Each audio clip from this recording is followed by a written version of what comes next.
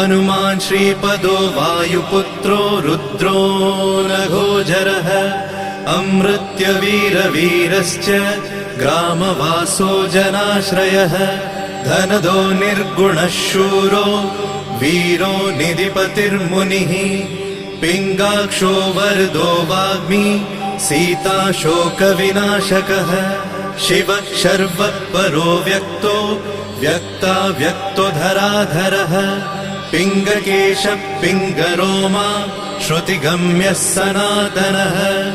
अनादिर्भगवान् देवो विश्वहेतुर्जनाश्रयः आरोग्यकर्ता विश्वेशो विश्वनाथो हरीश्वरः